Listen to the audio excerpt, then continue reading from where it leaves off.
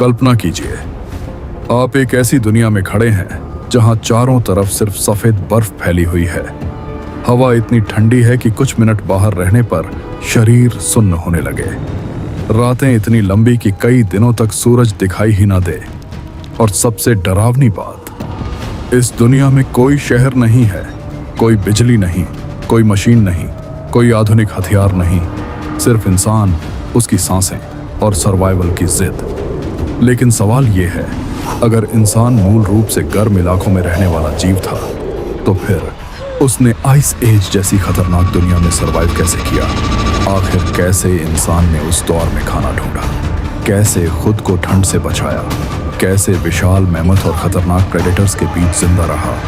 और सबसे बड़ी बात, जब धरती पर इंसान अकेला नहीं था, जब नेंडरथल्स और दूसरे ह्यूमन स्पीशीज भी मौजूद थे, तो आखिर मॉडर्न ह्यूमंस ही क्यों बचे? आज की इस वीडियो में हम आइस एज की पूरी दुनिया को समझेंगे। हम जानेंगे बर्फ से ढकी धरती का सच, पहले इंसानों की technology, fire, clothing, hunting, shelter, DNA, migration और वो असली कारण जिसने इंसानों को धरती का सबसे डोमिनेंट स्पीशीज बना दिया। तो लाइट्स कम कर लीजिए और चलिए लाखों साल पीछे, एक ऐसी दुनिया में जहां सर्वाइवल ही सबसे बड़ी ताकत थी। Chapter 1, ice age. आखिर था क्या? जब लोग आइस एज सुनते हैं तो उनके दिमाग में एक ऐसी तस्वीर आती है जहां पूरी धरती सिर्फ बर्फ से ढकी हुई है, लेकिन असलियत इससे कहीं ज्यादा कॉम्प्लेक्स थी।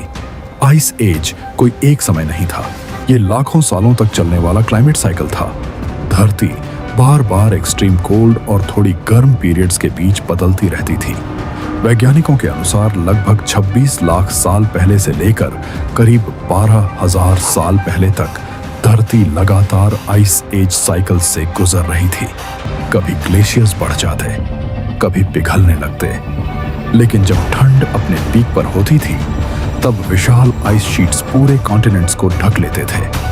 आज जहां न्यूयॉर्क, कनाडा, यूरोप के बड़े हिस्से हैं, वहां कभी कई किलोमीटर मोटी बर्फ मौजूद थी। सोचिए, एक ऐसी बर्फ जो पहाड़ों से भी ऊंची हो।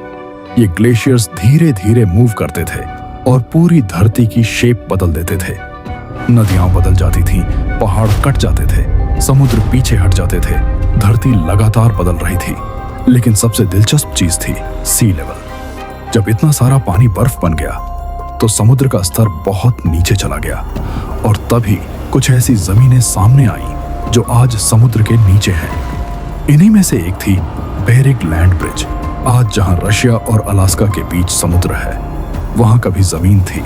इसी रास्ते इंसान एशिया से अमेरिका पहुंचा। यानी अगर आइस एज नहीं होता तो शायद इंसान कभी अमेरिका तक पहुंच ही नहीं पाता। चैप्टर 2, आइस एज की दुनिया कैसी दिखती थी? आइस एज की दुनिया फिल्मों जैसी सिर्फ सफेद नहीं थी। असल में धरती कई अलग अलग एनवायरनमेंट्स में बंटी हुई थी। कुछ जगहों पर एंडलेस ग्रासलैंड्स थे, कुछ जगहों पर फ्रोजन डेजर्ट्स, कुछ जगहों पर बर्फीली टंड्रा और कुछ इलाकों में गहरे फॉरेस्ट्स। सबसे फेमस था मैमथ स्टेप। ये विशाल घास के मैदान थे जो यूरोप से साइबेरिया तक फैले हुए थे।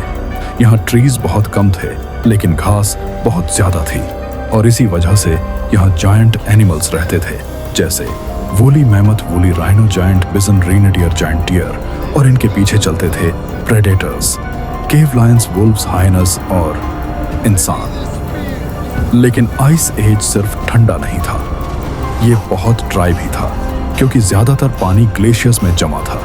बारिश कम होती थी, हवाएं तेज चलती थीं, कई बार पूरे इलाके डस्ट स्टॉर्म से भर जाते थे। सोचिए, बर्फीली हवाएं, धूल, भूख और डार्कनेस, यही इंसानों की दुनिया थी। चैप्टर 3, इंसान अकेला नहीं था।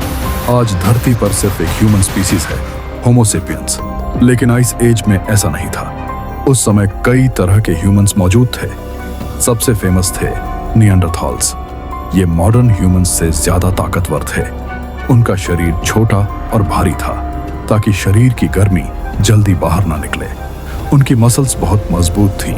वे कोल्ड क्लाइमेट के लिए परफेक्टली अडेप्टेड थे। वे सिर्फ जंगली जानवर नहीं थे, वे इंटेलिजेंट थे। वे टूल्स बनाते थे, फायर इस्तेमाल करते थे, ग्रुप में हंट करते थे और शायद डेड लोगों को बरी भी करते थे। लेकिन निएंडरथॉल्स के अलावा भी एक मिस्टीरियस ह्यूमन स्पीसीज थी, डेनिसोवंस।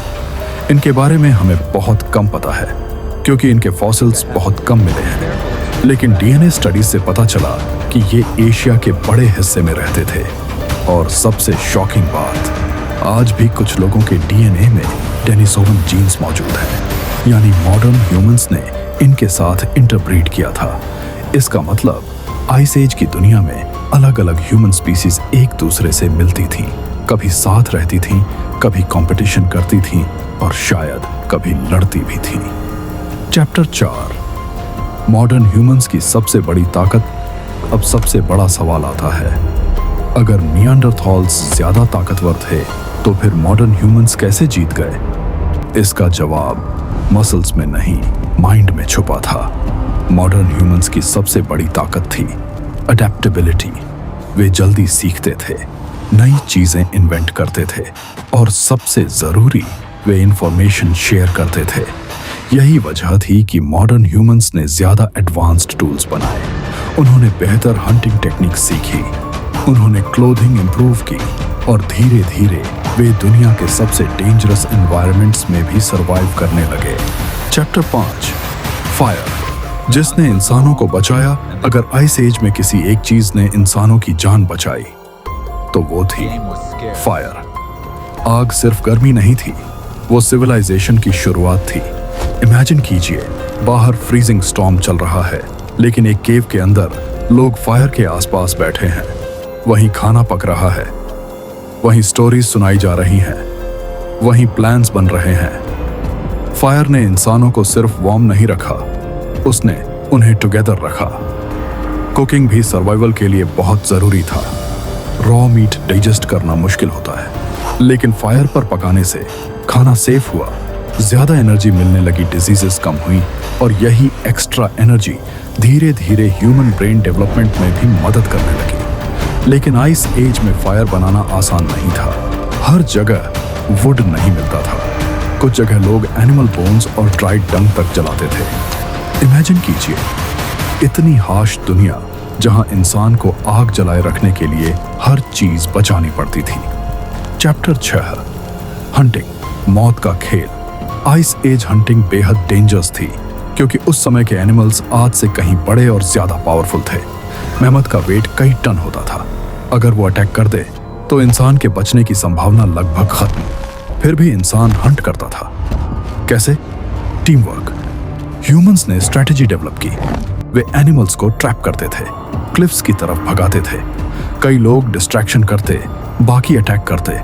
कुछ एविडेंस बताते हैं कि ह्यूमंस एनिमल्स को लंबे समय तक चेस भी करते थे, जब तक वो थक न जाए। इसे परसिस्टेंस हंटिंग कहा जाता है।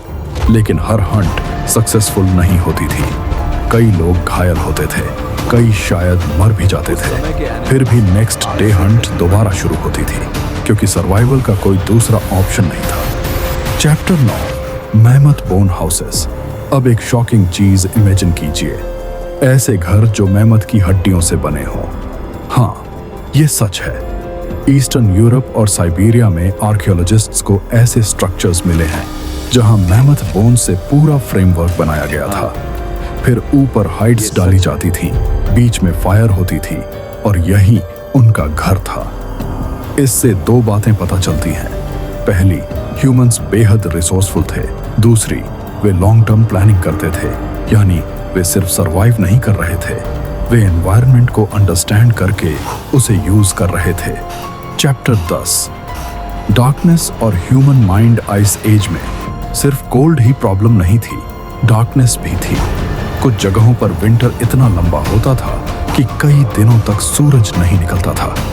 इमेजिन कीजिए, एंडलेस डार्कनेस, बाहर वुल्फ्स की आवाजें और अंदर एक छोटी फायर। ऐसी कंडीशंस इंसानों के माइंड पर गहरा असर डालती होंगी। यहीं शायद स्टोरीज शुरू हुई, मिथ्स, रिचुअल्स, स्पिरिचुअल बिलीफ्स। क्योंकि जब इंसान एक्सट्रीम फियर में होता है तो उसका इमेजिनेशन और मजबूत हो जाता है। फाइनल चैप्टर, आइस एज ने इंसानों को क्या बनाया। आइस एज सिर्फ सर्वाइवल स्टोरी नहीं है, ये ह्यूमन इवोल्यूशन की सबसे बड़ी परीक्षा थी। यही इंसानों ने टेक्नोलॉजी सीखी, टीम वर्क सीखा, प्लानिंग सीखी, अडेप्टेशन सीखी और शायद यहीं से सिविलाइजेशन की फाउंडेशन शुरू हुई। आज हमारे पास सिटीज हैं, इंटरनेट है, मशीन्स हैं, लेकिन हमारे अंदर अब भी उन्हीं लोगों का डीएनए है जो कभी फ्रीजिंग विंड्स के बीच फायर के आसपास बैठे थे, जो मैमथ्स का सामना करते थे, जो डार्कनेस से डरते थे लेकिन फिर भी आगे बढ़ते थे। तो अगली बार जब आपको लगे कि जिंदगी मुश्किल है तो याद रखिए आप उन्हीं इंसानों की जनरेशन हैं जिन्होंने आइस एज सर्वाइव किया था।